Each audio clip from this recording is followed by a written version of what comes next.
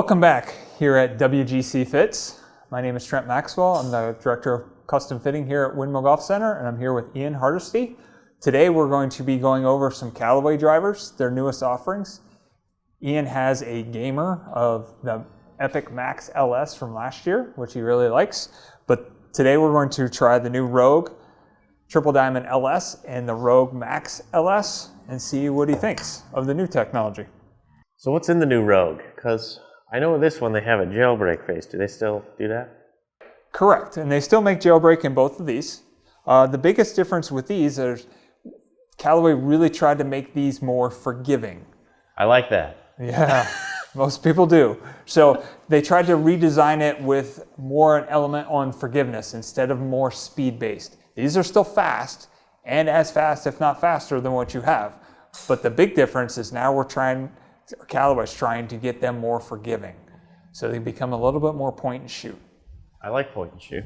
So let's see what happens. So like I said, we're going to start off with Ian's gamer driver right now. We're going to keep the shaft the same throughout. We got a Tensei White 75X, one of the new quote-unquote stock shafts from Callaway.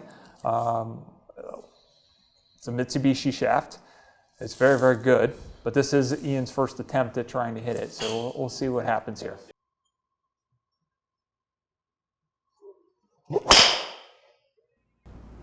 Oh, that was crushed.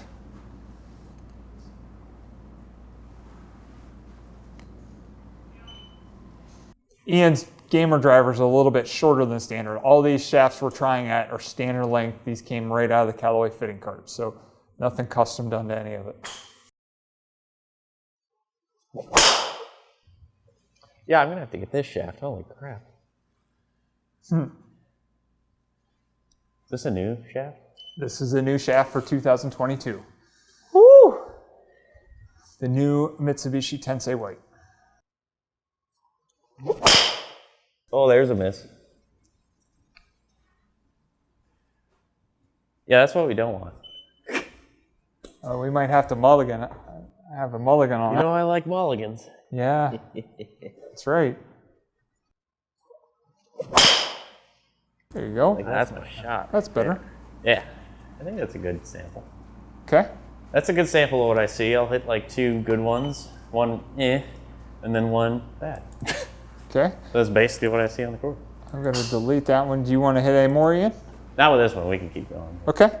We're going to move on to the new Rogue Max LS, which essentially is just an updated version of what Ian has.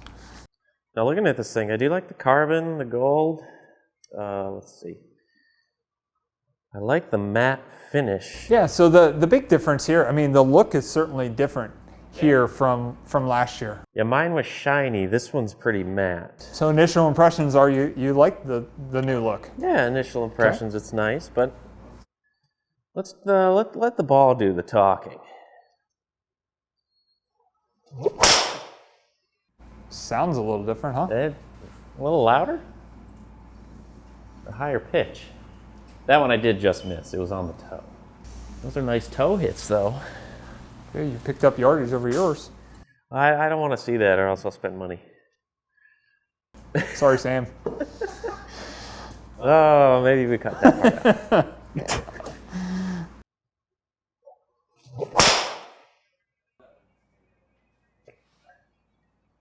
That's my fade.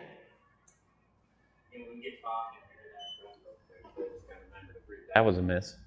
Yeah, so that one brings up an interesting point. TrackMan is very, very good. Every now and then it'll catch an imperfection in the golf ball and it'll double the spin. So right now we have it on normalized. Today's a little crappy out. So plus I like to have it on normalized with the range balls, especially testing a good player. So like I said, sometimes it'll give you a double spin. So it's really not that short. We're going to delete that one just because I can't edit it.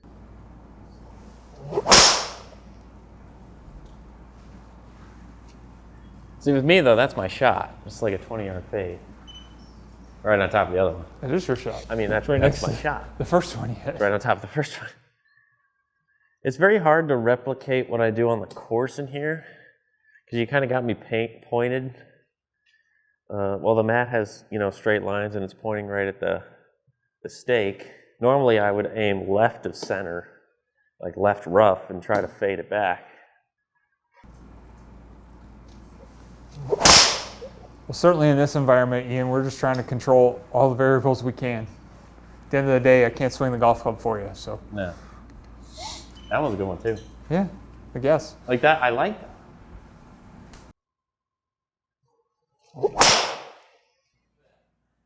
Oh, like that. God, that's nice.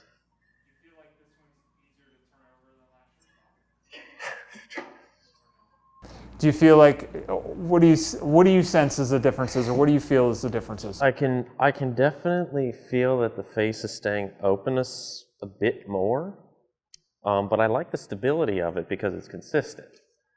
And even on an off-center hit, it still did the same ball flight I liked.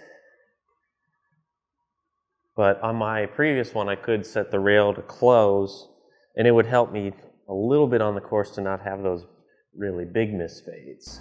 So Ian just got done with hitting the Max LS, which essentially a replacement for the Epic Max LS from last year. The biggest difference in Epic Max last year to this year is going to be just the design of the heads. You know, Epic Max LS last year had the sliding weight track. This year is a little bit more stable. Now I'm going to have him go into the Triple Diamond LS.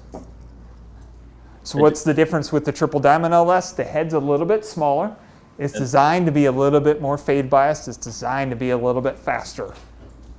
So being a smaller head, does it theoretically give me lower spin? Theoretically decrease spin. It theoretically would give you a little less forgiveness and a little bit more workability. Theoretically. Theoretically. So as a guy who just tries to hit fades and go swing really hard, a bigger head with more forgiveness makes more sense.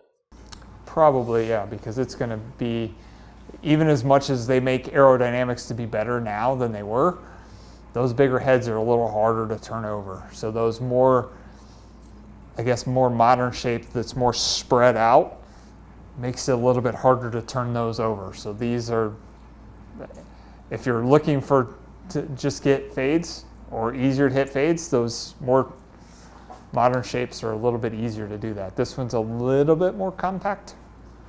So it'll be interesting, but it is designed to be a little bit more fade bias. So let's find out what. Yeah, that'll be interesting. Find out what happens here.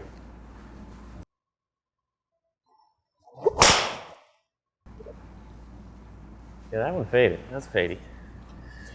Center hit though.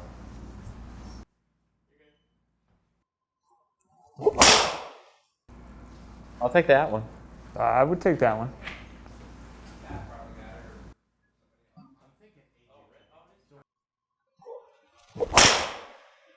Oh, there you go. Not as good as the last one, but that one's pretty good. That's my fade. That's it. So Ian, look and feel of this one compared to either yours or the other one. I did have to turn those last two over a bit more just so it wouldn't fade. Okay. Or it would fade a little less, I guess, but it does seem to be a smidgen smaller. I can tell, but I can't tell if it's the face this way or the face depth, or the driver depth.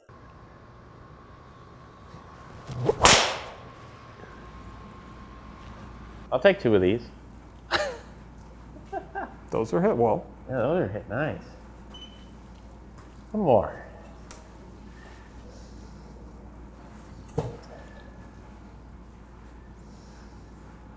How about sound here, feel here? It sounds a little better, I guess, but then again, we are in a bay and the sound kind of just bounces off everywhere. Yeah, this bay wasn't designed for acoustical purposes. No. It was designed It was designed to smash golf to hit golf balls and protect the player. Exactly.